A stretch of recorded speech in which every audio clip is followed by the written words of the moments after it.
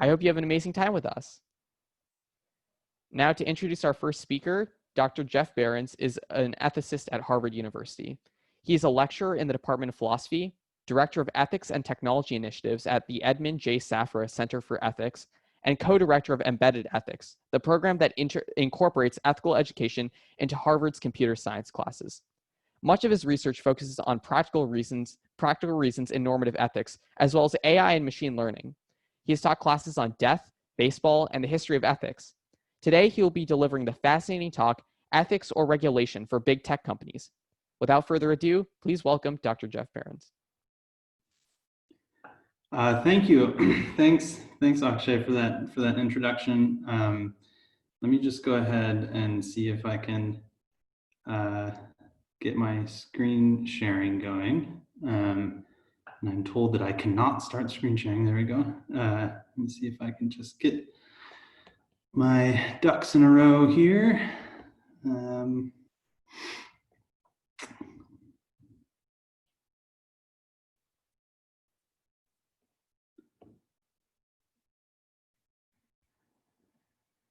Okay, so if that all went according to plan, you should see before you a slide that says ethics or regulation for computing technology. But first, let me just say thanks to all of you for attending, but especially to the organizers for inviting me. It's a real honor. I think this is a terrific event. I remember pretty vividly, actually, that I first was bitten with the philosophy bug when I was a freshman in high school, and so it's been fun to kind of revisit in my memory what my own introduction to philosophy was like when I was around your age. So I think it's just terrific that I have this opportunity to come and chat with you all today. So I'm gonna endeavor not to talk too long. As you might know, when teachers are in front of a rapt audience, we sometimes go on a bit. So I'm gonna do my best to keep things relatively brief, because I think the best parts of these kinds of events are always the conversations. So without further ado, let's jump in a little bit. So I'm going to preview for a moment some questions that I'll address later in the talk, and hopefully, if not answer directly, at least give you some ways for thinking about how to best answer them for yourself. So as the title suggests, I'm interested tonight in thinking about the governance of digital technology. So broadly, the ways in which we manage decision making about what to do with the broad array of digital technology that we now have at our disposal. And I want to think about how the concepts of ethics and regulation figure in that question. So we'll spend a little bit of time thinking about how people conceive of what ethics is when they talk about doing things like AI ethics or tech ethics or some of these others kind of buzzwords that involve ethics. And I want to pay some attention to the fact that there's a sort of current in that conversation that explicitly contrasts ethics, understood in a particular way, with regulation. And so I want to sort of try to figure out why that's happening, think with you anyway about why that's happening. And then I want to ask whether the contrast makes any sense. Spoiler alert, I don't think it does. Or to the extent that it does make sense, it's not an especially helpful contrast. And then we'll try to make some positive progress toward the end in thinking how ethics should figure into our thinking about the governance of digital technology. Something has gone wrong, I'll submit, when we attempt to contrast ethics with governance. And so it would be nice if we had some positive proposal for how to think a little more cleanly about it moving forward. So that's a kind of broad picture of where things are going. But now I'm going to take a little detour, and it may appear to be a self-interested detour or an egotistical detour, because I'm going to talk about myself for a little bit. And that's pretty unusual in philosophy talks. I usually don't show up to an ethics talk and spend any time at all talking about myself. But here, I think it's actually kind of useful to understand a little bit about where I'm coming from, so that you can get some context for the sorts of considerations that I'm going to raise and draw your attention to throughout the meat of the talk. So what's happening now is it's a sort of little mini narrative about how I ended up thinking about these things, and I hope it'll be illuminating. So as was mentioned in my introduction, a lot of what I spend my time thinking about is really not related to the applied ethics of digital technology or computing technology, and it's really not related to the applied ethics of anything. So for a long time, basically everything that I worked on was in an area of philosophy that's known as meta-ethics. That might mean something to some of you, though I won't assume so. So meta-ethics is that area of philosophy that, rather than asking directly ethical questions like, is it permissible to execute this convicted murderer, or is it morally obligatory to give 10% of our income to aid relief agencies, or rather than asking theoretical questions in ethics like, what's the correct theory that would explain why we'd be obligated to provide aid, supposing we are. Meta-ethics is that area of ethical inquiry that asks philosophical questions about ethics. So we want to know things like, well, are there any ethical facts at all? So forget what their content is. Could there be such a thing as the fact that I'm obligated to provide 10% of my income to aid organizations? And if there were such facts, what makes them true? They don't seem like sort of ordinary run-of-the-mill facts. How do I come into contact with them? How do I come to know about them? Etc. So that's about as far away as you can get from thinking about the applied ethics of digital technology while still calling yourself an ethical theorist. So it was about 3 years ago when things changed, and I was hanging out in Emerson Hall. Here's a picture of Emerson Hall, where the philosophy department is housed at Harvard. It was the summer of 2017, and a couple of my senior colleagues had emailed me, and they said, "Listen, we've been contacted by this person in the computer science department. She's an AI researcher. She's working on this class about the ethics of artificial intelligence, and she would really like to co-teach with a philosopher, with an ethicist. And you are an ethicist, and you're sitting around not doing anything important. So what do you think of co-teaching in the computer science department?" And the truth is that I didn't think much of it at first glance. I was kind of content with my head in the clouds, thinking about meta-ethics and other sort of foundational issues in ethical theory. And I didn't really know anything about computer science. I think at that time, the last time it had even occurred to me to think about it was high school, when I was learning, like really rudimentary C++ programming. But the truth is that I was also kind of intimidated.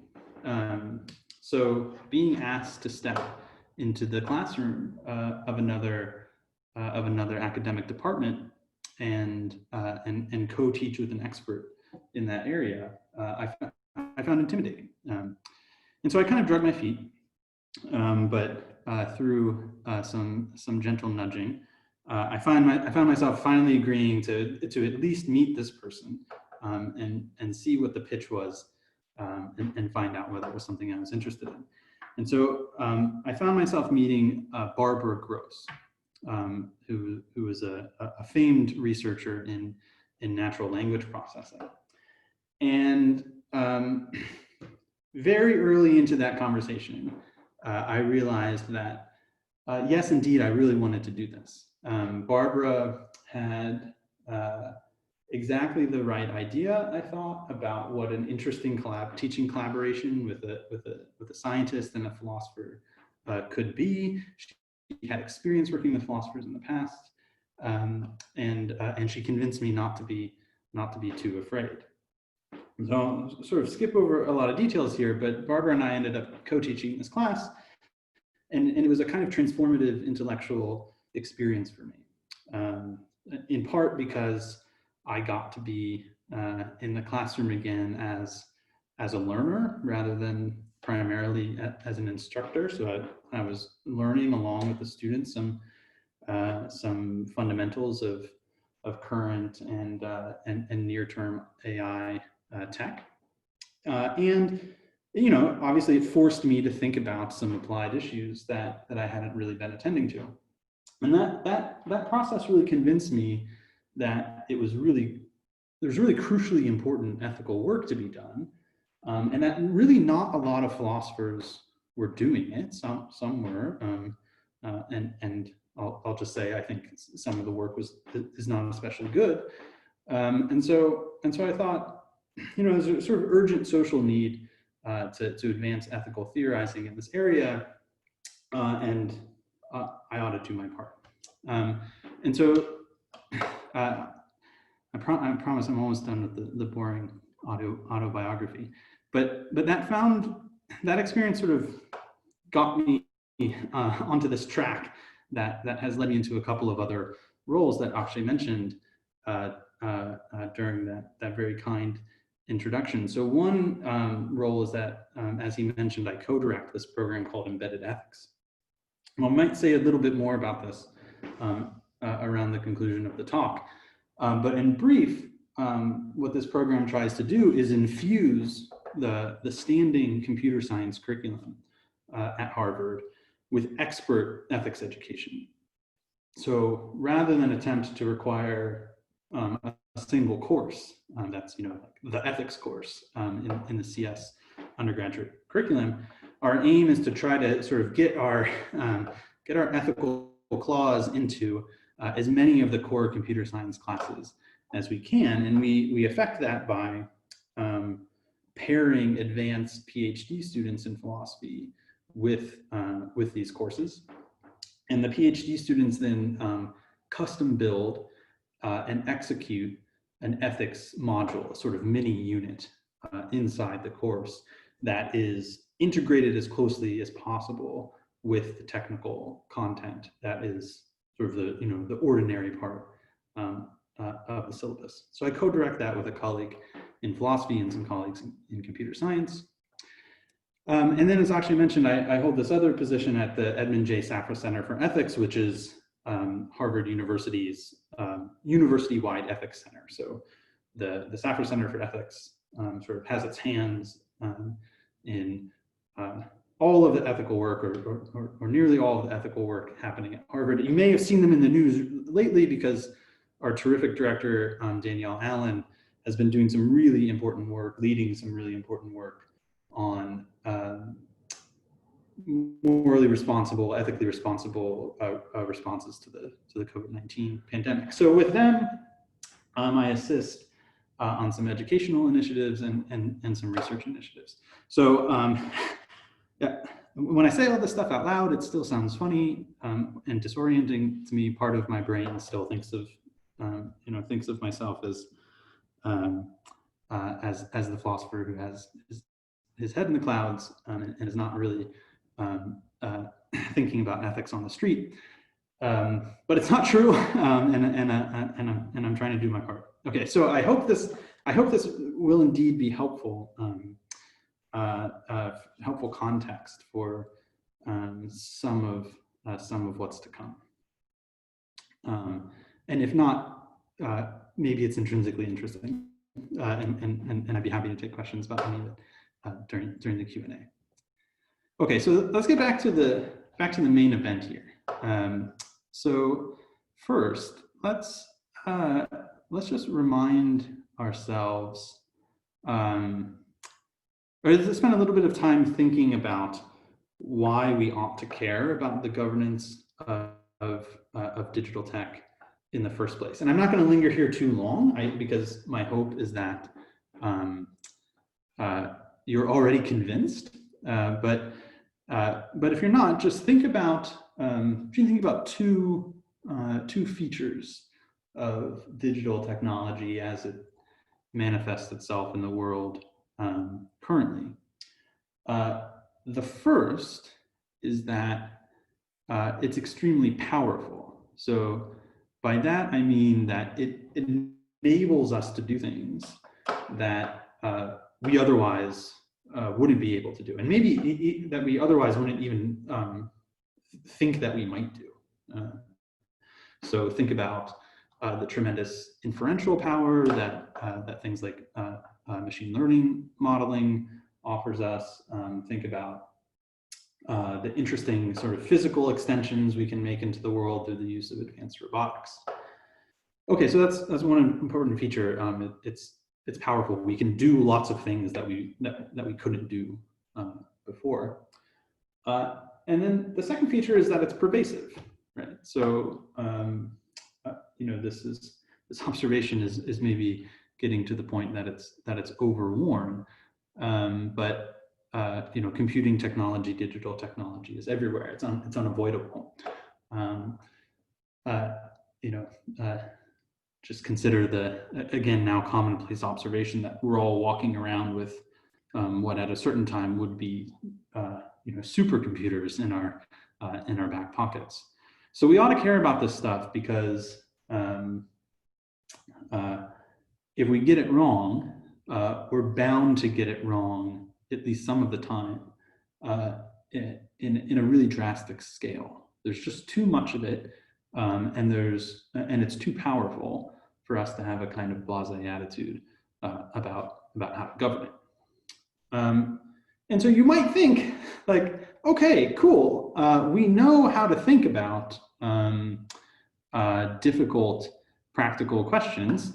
We have ethics, and we've deployed sort of the methods of analytic philosophical ethics in other areas, like medicine, business. So think about these sort of well-established areas of applied ethics. And so what we ought to do is just start doing that and turn our attention to digital tech. So here's maybe currently the most famous moral philosopher, even though he's fictional. This is the character Chidi from The Good Place. So we'll just like summon up the Chidis, and we'll have them think about how to program autonomous vehicles and whether it's permissible to use autonomous robots in war, and how to regulate political speech on Facebook, and this will do the trick. And it does seem like a natural thought, but it's a thought that is not very appealing to lots of folks. So I want to spend some time. Making the case that the relationship between the concept ethics, or ethics as it's sort of typically conceived, the relationship between that and the efforts of activists, academics, et cetera, to govern digital tech is pretty fraught, actually. So some of you might be part of this conversation yourself, or watch these conversations play out in op-eds or on Twitter or other bits of social media. And if you've been paying attention, I think you'll have detected a pretty significant undercurrent of dissatisfaction with approaching our governance questions with a sort of ethical lens on. And so far as I can tell, that's for at least 3 reasons. So first, I think some people have just a sort of, I think of as a sort of generalized skepticism to philosophical inquiry into ethics generally. You know, maybe not this group, as you have all opted into to a high school philosophy conference, but many folks, I think, find philosophy and ethics in particular as sort of unrigorous, right? Ethics is mostly a matter, they think, of kind of working out one's personal code, our judgments about what's right or wrong, acceptable, unacceptable, are mostly subjective in some way. And so there's a kind of skepticism, I think, that philosophers have anything to offer here. I certainly encountered at least a little bit of the skepticism among the computer science students when I first began teaching in that department. And I'd like to think that I've combated the skepticism successfully, but it's definitely there. Okay, so there's one explanation, one bit of the explanation. The second is among the most important. So some of you might be familiar with this term, ethics washing. So ethics washing is supposed to pick out a phenomenon whereby various actors within the tech community, usually large firms, so Facebook, Google, Microsoft, etc. So a phenomenon by where actors of this kind sort of pay lip service to ethical concern. And they might do that in the guise of assigning a chief ethics officer, or by hosting a conference to consider the ethics of content regulation on Facebook, say. But they do this mostly as a sort of PR move, right? So it's a way of kind of laundering, washing the suspicious behavior that they're otherwise engaged in, and sort of cleaning it up with surface level attention to ethical considerations. Maybe the most maybe the best example of this sort of thing in recent memory was the debacle involving the formation of Google's ethics committee that I'm sure some of you remember it better. I should have looked up the timing, but I think it assembled on day 1 and disassembled on day 6 or something like that. And that was largely as a result of activists and other interested parties pointing out that it didn't really look like this committee was put together in good faith. It involved sort of suspicious members and was unclear how they would operate. And the folding of the whole enterprise, I think, sort of lent credence to the idea that they were never really taking it seriously in the first place. And then, relatedly, is this last point, and that's the point that I think, from a lot of people's perspective, even if you set aside the ethics washing concern, so suppose the firms really do build some kind of internal governance in good faith, it's usually toothless in the sense that it's not really clear what power people who occupy those kinds of roles would have to affect change.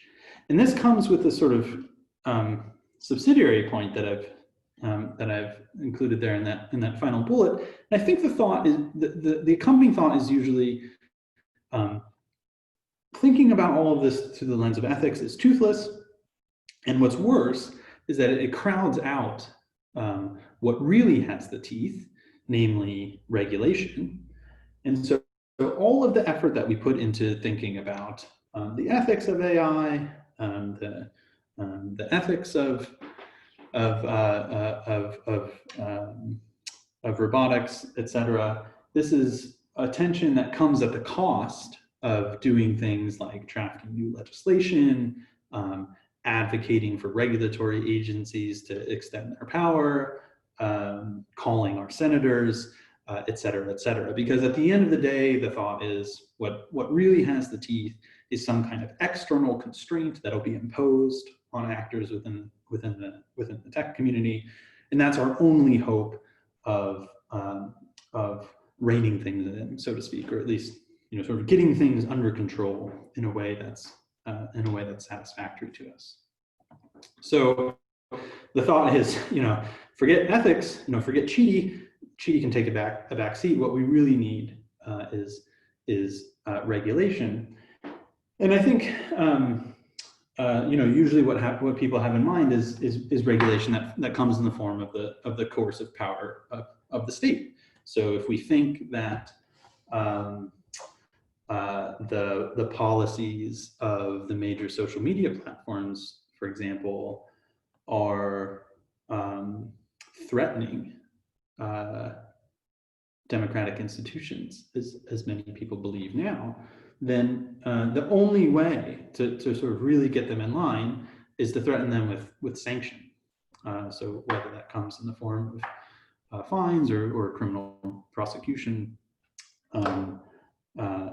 it's going to take some kind of stick here, wielded by something more powerful than Facebook, and maybe that's going to have to be maybe the only viable entity that could claim such power is the federal state.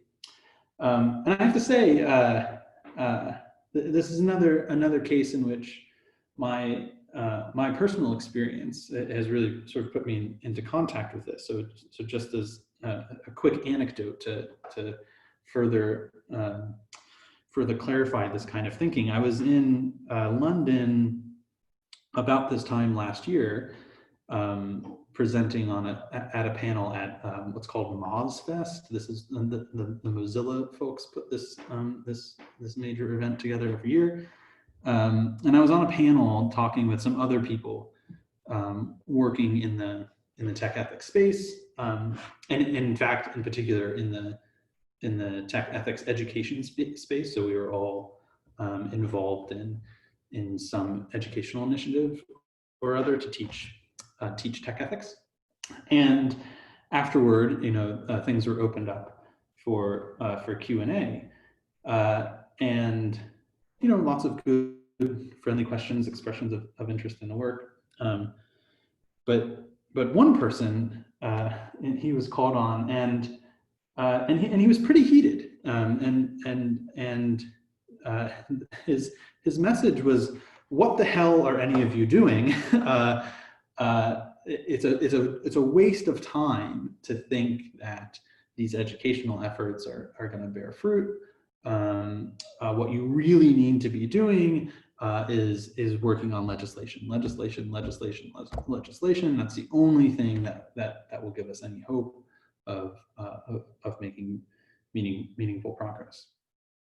And as you'll see in a bit, I think that thought is understandable, and in fact, more than being understandable, there's a kind of important truth in it, even though, as I'll argue in just a moment, I think it's a mistake to pay attention to regulation, to sort of focus our attention solely on external modes of governance, to the exclusion of what we typically think of when we think of doing ethics oriented work. So let me try to make good on that. Okay, so and again, let me just be clear that what I think is mistaken is this rather bold position, but nonetheless one that I think is occupied by a fair number of people. The position that it's really only regulation that we ought to be paying attention to, and it's a sort of mistake to do some of the kind of work that I and others are engaged in. So let me just be perfectly clear that I think for many of the challenges that confront us, regulation really will be the answer. Even direct regulation in the form of direct legislation. So I do think that will sometimes be the answer. And the mistake is to think that this means that there's no role for ethics in the way that the philosophers like myself think about it. So I want to give two primary reasons for that. Okay, so the first reason is that I just don't think that the contrast makes a lot of sense. So far I've been trying to play nice here and explain where people sort of see the fault lines between the ethical approach and the regulatory approach. But at the end of the day, I just don't really want to sign up for thinking that there's a sharp contrast here. And that's for a few reasons. The first is that, as I see it, questions of governance, questions about how to, what that really ought to say is regulation. The first bullet point ought to say that regulating well is itself a matter of ethics.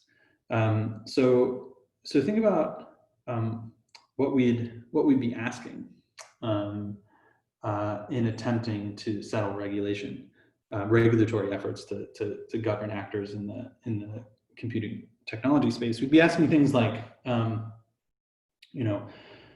how does this current set of regulatory standards apply to something novel, like Twitter when it was genuinely novel?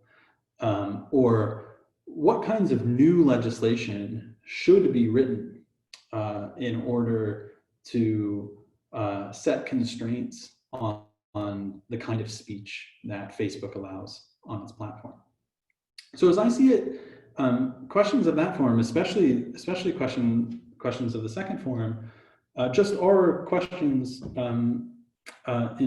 in political philosophy. So it would be, we wouldn't need genuine ethical reasoning here if it was somehow trivial to answer these questions. So if it was trivial to apply existing regulatory standards to novel technologies, or if it was trivial to answer the what should we do question in crafting new regulatory standards. But those aren't trivial questions, and answering them requires deploying ethical reasoning skills. It requires handling ethical concepts that undergird the legitimacy of state intervention. And so, as I see it, we should think of ethics as a pretty capacious area of philosophy that is concerned with trying to help us figure out what to do. So, as Aristotle would put it, the primary ethical question is, what should I do? And sometimes that question will apply when we have our sort of regulatory hats on. And so we'll need to exercise ethical reasoning skills in those contexts. Okay, so this last bullet point, so far I've been talking about regulation as though it's primarily the business of the state, and I think that's how most people think of it. There is a slightly different way to think about the kind of ethics contrast, the ethics regulation contrast.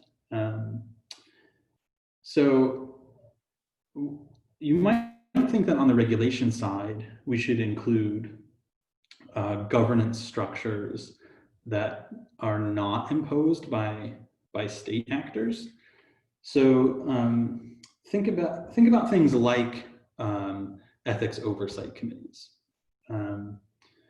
So one thing that a firm might do is assemble some kind of oversight committee, populate it with experts who mostly lie outside of the kind of typical chain of command, at least outside, they lie outside it to the extent that the firm won't be in a position to exercise a lot of coercive power over them. So they're not going to be in a position, say, to, to fire them and thereby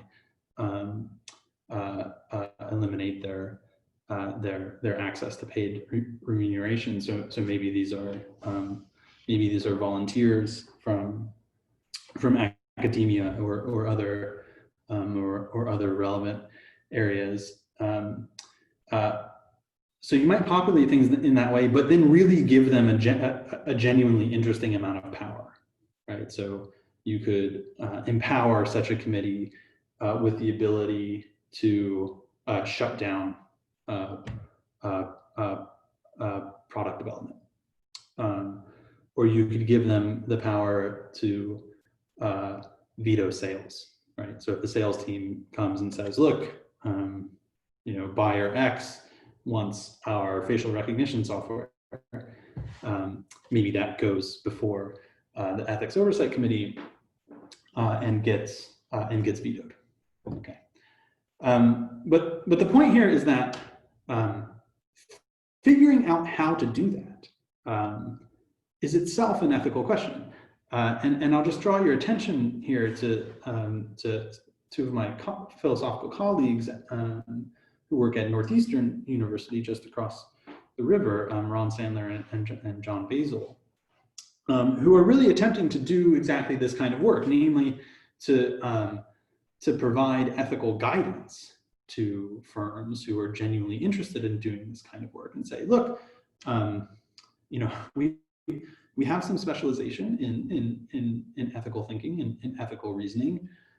Oversight committees have been successfully deployed in other areas, and here's what we think it would take in order to do this kind of work well. So remember, the overall point here is that my thought is that there's just no getting away from the ethical theorizing somewhere, even if you really want to go in for firm regulatory methods.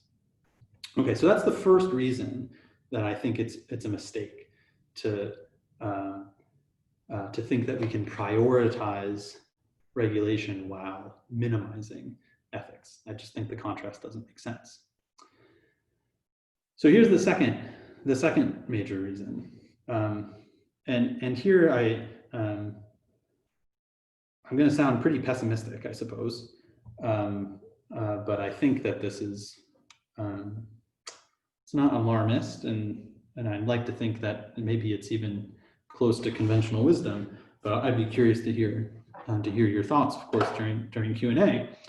And the reason here, not to throw all of our weight behind regulatory efforts, is that I just don't think the prospects for success are very high.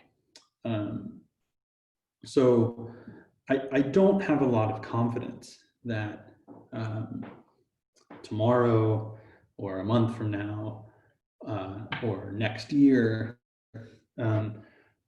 we will enact legislation that both attends to all of the difficult ethical challenges that we're confronted with, and that's coercive in the right kinds of ways. So that's not good news, assuming it's right. So let me try to make the case for the pessimism so that I'm not just talking doom and gloom without good cause. So think about. So it's really tempting to just say, think about what the United States Congress is good at doing,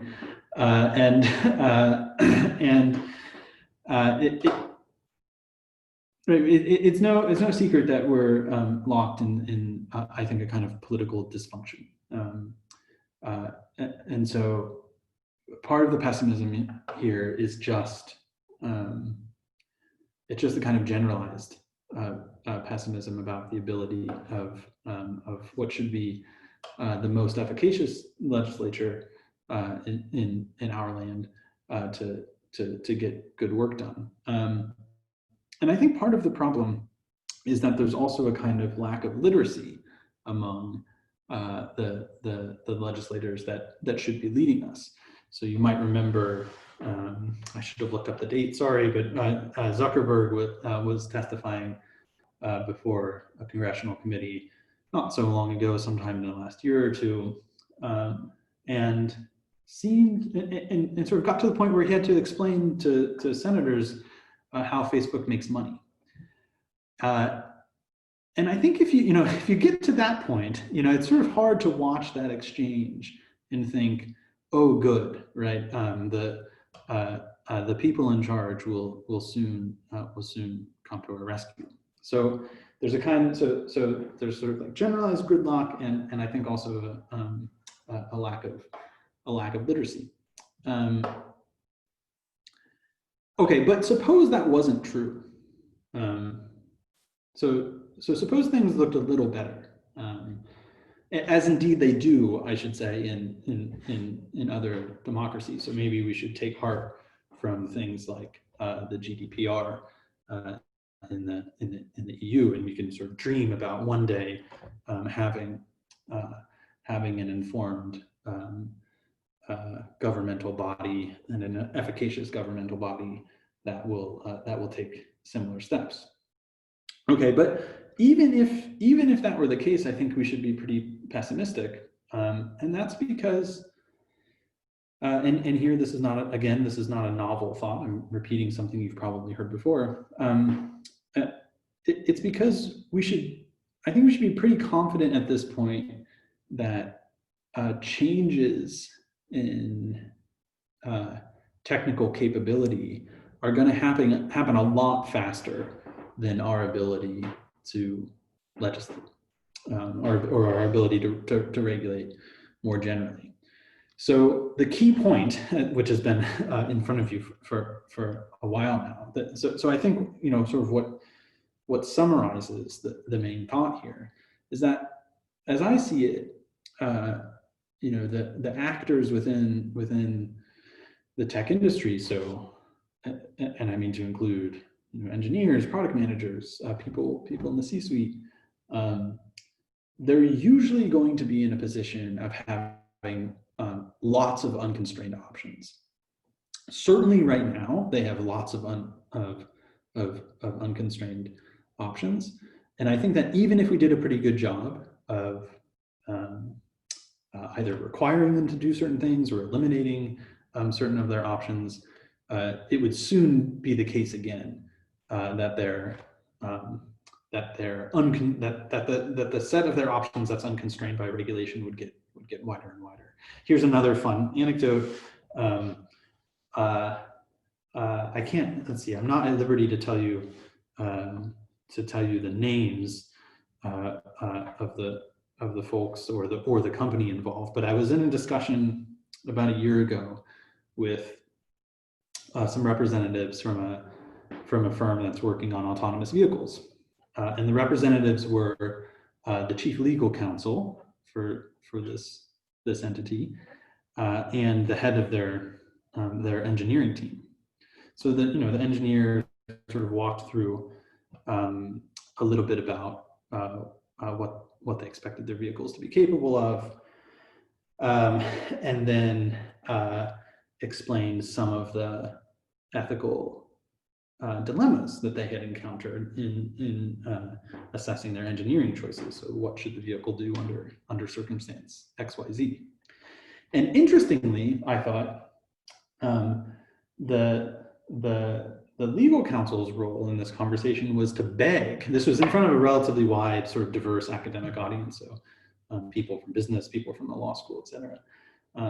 Virtually begging to have regulation imposed on them, saying, please, just tell us what we're not permitted to do, or even better, in one of these scenarios that the engineer has just described, just tell us what you want the car to do, and we'll make the car do that. As it stands, we don't really have any guidance here. It looks like existing law would permit us to do all kinds of things, and then it would just be like a giant mess to figure out how case law would bear on some of our choices. So we just want to be told what to do. My view on this is that understandably they want to be told what to do so as to avoid liability, right? But I think it's sort of illustrative of a more widespread phenomenon of these tech actors really being capable of doing a lot and not having their options externally constrained. Okay. All right, so I'm not really into the idea that we can meaningfully. Well, sorry, let me back up for a second. So the main upshot of that is that if it's likely, as it is the case now, that these folks are going to have lots of meaningful options open to them, then we had better do something else in order to try to induce them, in order to try to empower them to make ethically responsible or socially beneficial choices in the face of these options. Okay. So, all right. So if we shouldn't just sign on to the regulation only model and hang all of our hope there, what should we do? So I think it's worth pointing out that there's a lot of genuine opportunity here for a kind of genuinely collaborative work between technologists and philosophers, social scientists, folks from the other folks from the other humanities disciplines, to make meaningful progress. And I emphasize collaboration because it would be great if we could make progress by sort of adverting to the wisdom of individuals who are possessed of both technical competence and ethics expertise. But I don't really think there are lots of these folks, and that's not really to anyone's discredit. It's difficult to achieve a genuine expertise in multiple domains, and so it's not surprising that we don't have lots of tech/ethics gurus around with whom we could entrust power of various kinds in government and in firms. So I think that collaborative work is really essential. But even that comes with really significant barriers. One is simply a kind of communication barrier. So part of the reason that it's hard to develop expertise in multiple domains is that you kind of have to learn a whole new language of each domain. And it's especially difficult then if you want to attempt to talk across these things. And other challenges exist as well, like me, the challenge I faced when I was scared or intimidated. It would have been more comfortable for me not to go in for deep collaboration here. I mentioned a couple of other barriers. One is that there are perverse economic incentives. You know, we know that some of the problems associated with things like YouTube and Facebook is just the vast amount of time that people spend consuming these products. But of course, platforms of this kind have very strong financial incentive to make the platforms addictive, right? So, you know, the sort of bold way of thinking about it is that the point of YouTube is to make you consume things on YouTube. The point of Facebook is to make you spend time on Facebook. That's how they make ad revenue. And there are perverse political incentives, in part because there are perverse financial incentives. So it's a really hard political sell to prioritize these things. I think that that this sort of points in the direction of thinking that educational work of the kind that we're trying to do here is going to end up being deeply important. In part because it'll help us overcome some of those hurdles. So maybe we can do better creating people who have genuine expertise, both in normative thinking and in scientific work. Or if we can't build people who have genuine expertise, at least we can train folks to have the right level of competence to be able to think about these things cleanly and clearly. And I think that's essential for the citizenry generally. So I think it's a big mistake to think that what we really need to do is get all these engineers to learn some ethics and then they can finally do the right thing. I mean, that's part of it, but we also need to get folks who go on to work in law, who go on to work in politics and social work, in XYZ, to be technically competent. And so I think it's really incumbent upon educators like myself to try to make meaningful progress there. And then, as I've sort of alluded to, there have to be ways to sort of break down academic silos and aim for genuinely collaborative work on the research side as well. And I'll end on a note of optimism, I suppose. I think in some ways things look a lot better than they did even a few years ago.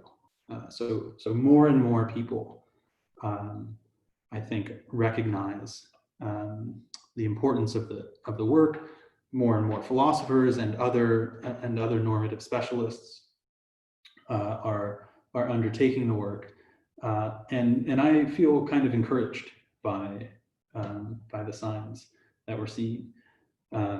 To feel truly optimistic, I think we would need optimism on the regulatory side too, since, as I said, I think that's going to be necessary in some cases to solve our problems. But maybe in 2020 we should just be happy for all the optimism we can get. Okay, I'll end things there so that we have some time to chat. But please feel free to reach out to me by email or on Twitter, and happy to keep the conversation going. Thanks very much. I'm going to stop sharing so that I can be reminded that there are people on the other side of the screen and not just my slides.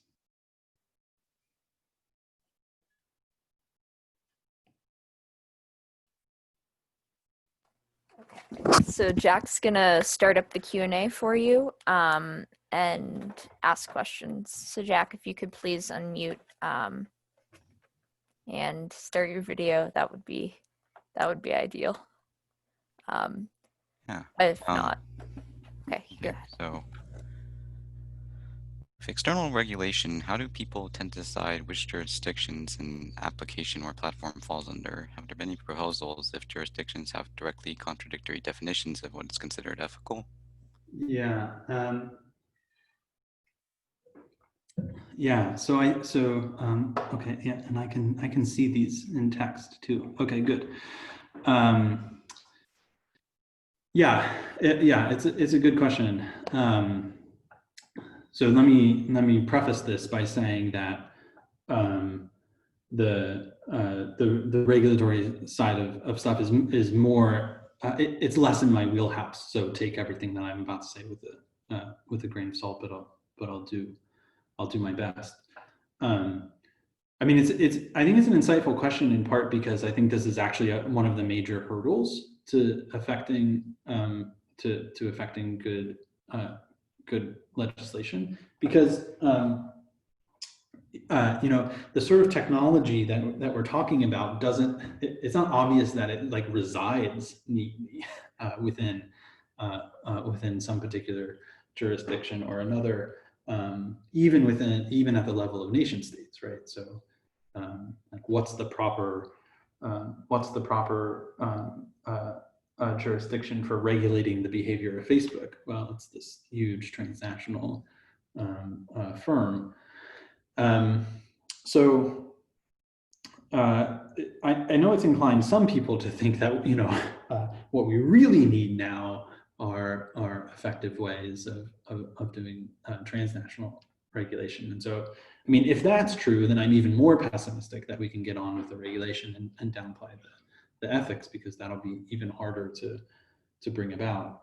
I mean, the specific case that comes to mind is the case of driving regulations for semi-autonomous vehicles in the U.S. So these do vary a little bit, at least from state to state, and so that's really not ideal, right?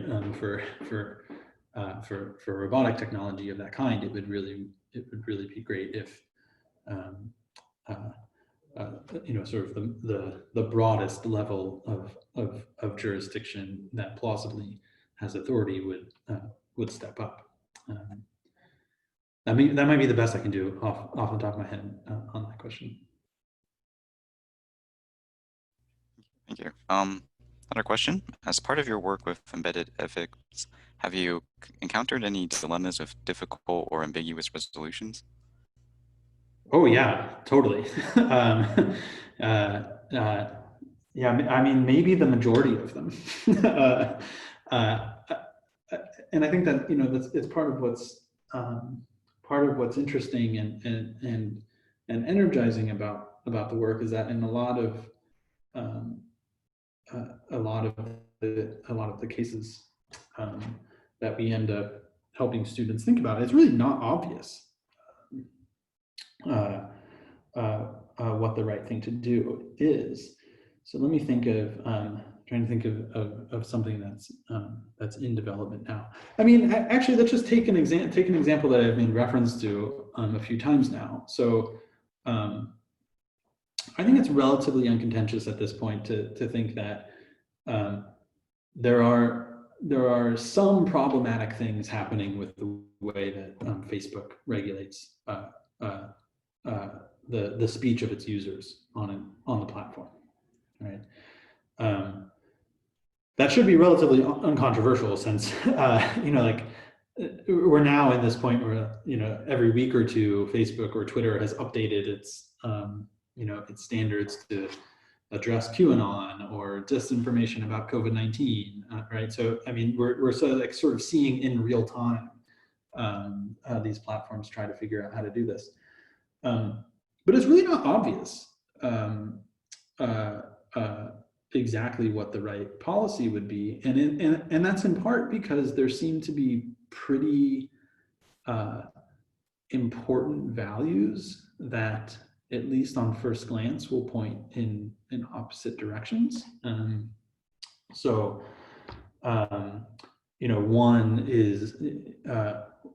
One is a commitment to preventing harm, right?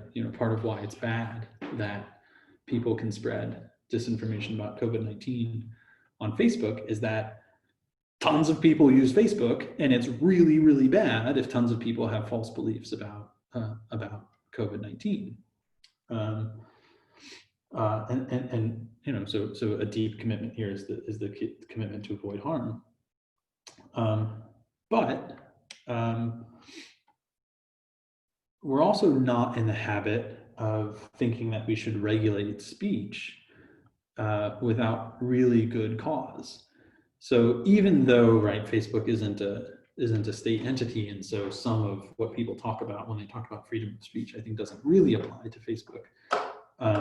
Still, we live in a kind of liberal society which sort of embodies a general commitment to freedom of expression. And so steps that you take to limit that seemingly come at a cost. And it's a difficult question to know how to balance considerations of that kind. So yes, absolutely. And what we endeavor to do isn't to answer these questions really for our students. It's not like the ethics team rolls in and, you know, now we tell you you know, how to eliminate bias in your sorting algorithm, or how to regulate speech on Facebook. We try to equip students with the skills that are necessary to reason through these things for themselves. But yeah, it's a great question, but an easy yes to that one. It's been generating about a buzz, and perhaps you've seen it. So if you have, what are your thoughts on the ideas that were presented in the documentary that released this year, The Social Dilemma? Yeah, I should, there should be a disclaimer at the beginning of this remark too, which is that I haven't actually watched it. But that's in part because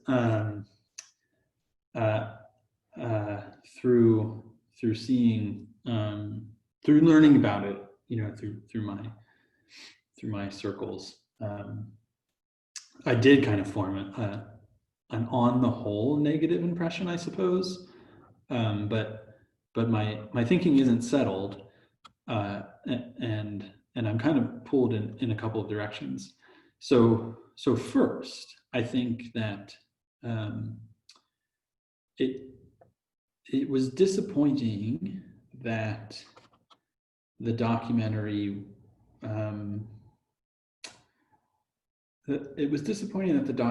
wasn't produced in a way that highlighted a lot of the important social, academic, political work that really gets at the heart of what that documentary is about.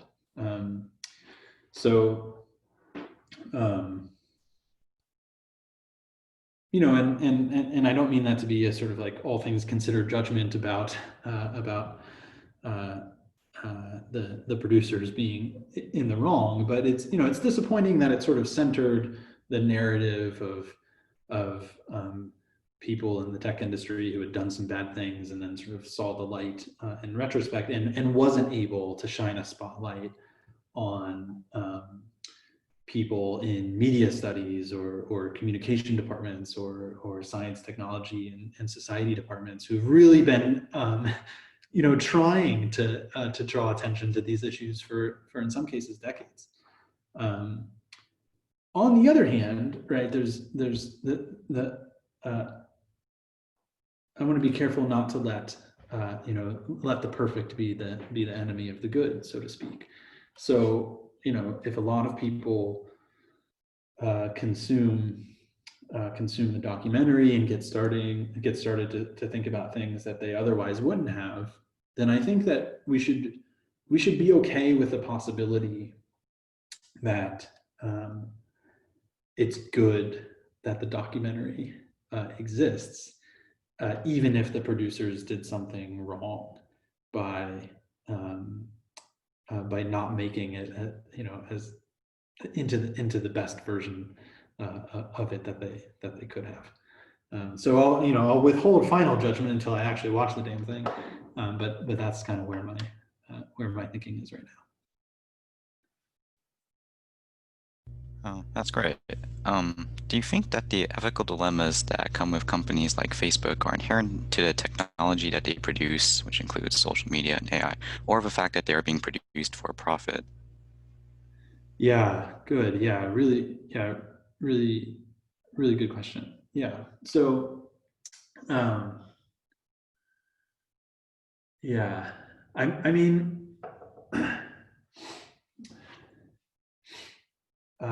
trying to think about like how, which features exactly I want to tease apart. I mean, the boring answer, I guess, is no, but it really is boring. This is like a really pedantic answer.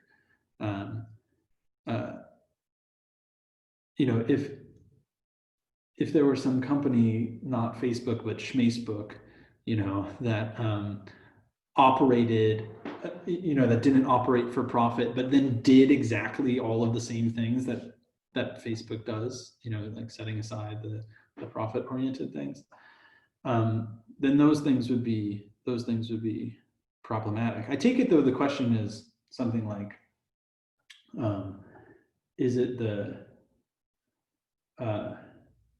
profit goal that causes the technology to be developed and deployed in a problematic way?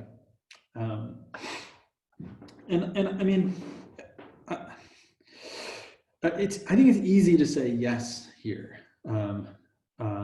Sorry, it's tempting to say yes, but I want to suggest that we should be at least a little cautious here. It's not like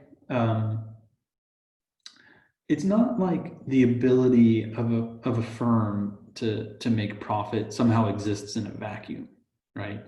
And we could single out just that variable as what's causing the problem. Despite the pessimism I gave voice to earlier, at least in principle, we collectively have options about what we want to do, how we want to orient ourselves toward Facebook or Twitter or whatever. Let's just use Facebook. How we want to orient ourselves, in response to Facebook's efforts to make as much money as they can, or Amazon's efforts to make as much money as it can. So, while it's tempting to say that the problem here is the fact that the tech is being developed and deployed for monetary gain, we might instead have said, well, the problem is that we live in a dysfunctional democracy that can't get its act together and impose regulation in time. I guess maybe the final word there is, yeah, I'm totally willing to think that it's a major part, but I don't want to say yes and end the story there, in part because I don't want to overlook the power that we, at least in principle, have to respond to that behavior and do something about it. So even if it isn't the only reason for possible dysfunctionality, I guess, of certain tech businesses, do you believe there is a way for these existing companies like Facebook to change their business model and act in an ethical, and help them act in a more ethical way? Yeah, I mean, Facebook is a really difficult case, in part because I'll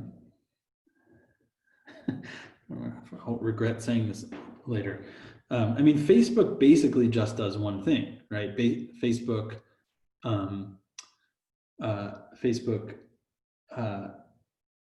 induces people to spend time on Facebook and then sells ads, right? That's the model, right?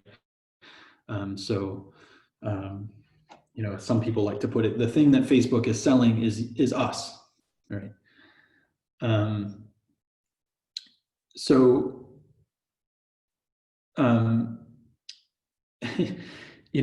given that that's the model, it looks like that there are only so many options. I mean, one option available to us, at least in principle, is to break up Facebook. So the parent organization owns and operates multiple platforms that are all interconnected in ways that most people don't realize. And so we could mitigate some of the harms involved by making sharp breaks there, and getting in the way of interoperability. Other things we could do are just severely curtail the kinds of products that Facebook offers, even within sort of its primary platform, Facebook.com.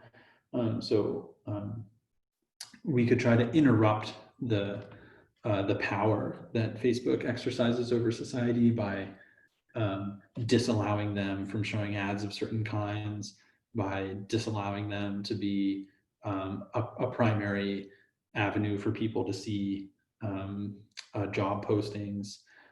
So we could try to identify, the specific features within the platform that are causing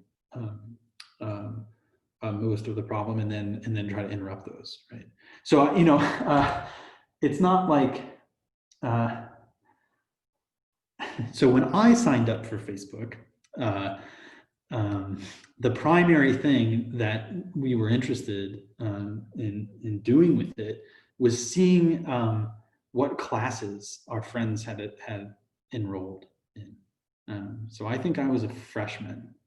I think I was a freshman when I signed up for Facebook, and it was really cool because I could see what classes my friends had signed up for. But seeing what classes my friends had signed up for wasn't a threat to democracy, right?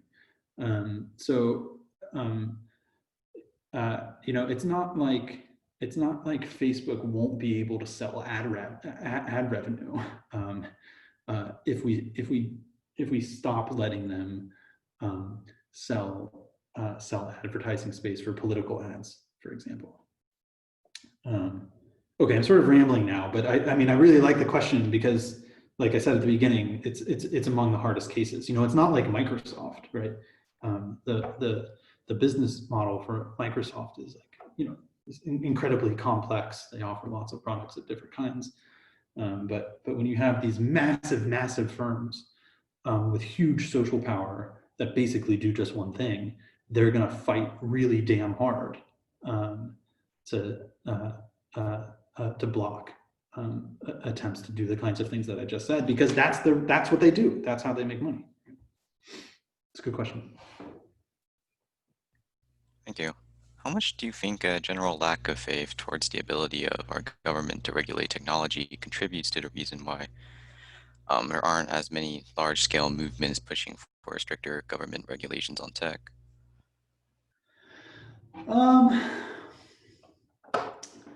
I don't know. I mean, this is just conjecture. I mean, I guess I mean, my inclination would be to not rank that cause very high, to be honest. So higher than that, I would rank ignorance, and I don't mean that in a pejorative way, just lack of understanding. So maybe as I was saying earlier, documentaries, even imperfect or morally criticizable documentaries like The Social Dilemma, are extremely good because they're going to help overcome a sort of knowledge gap between the citizenry at large and kind of what's going on behind the scenes.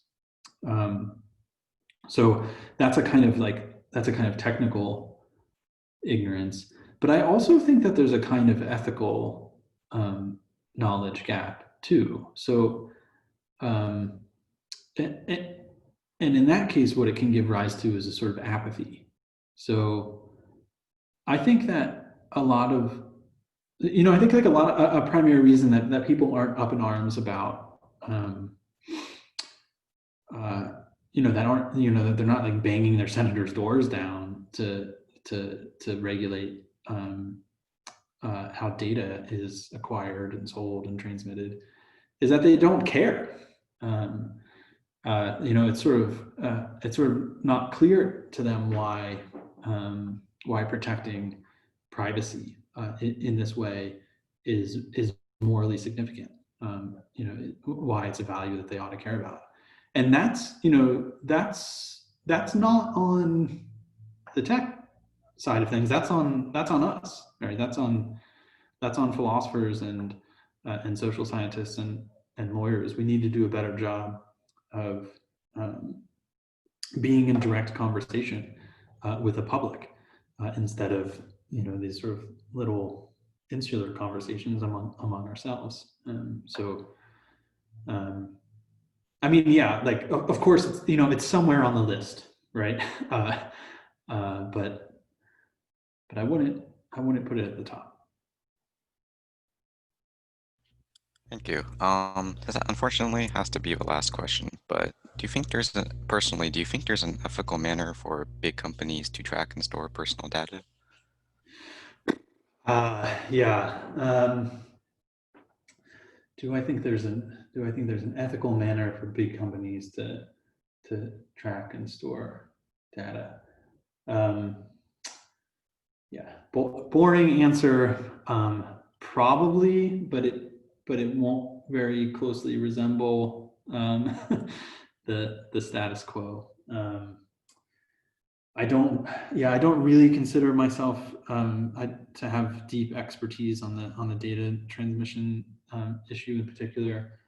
I mean, I know of some work that makes me optimistic that we could identify, at least in theory, good ways of doing this. Even if it doesn't make me very optimistic that we'll get there soon.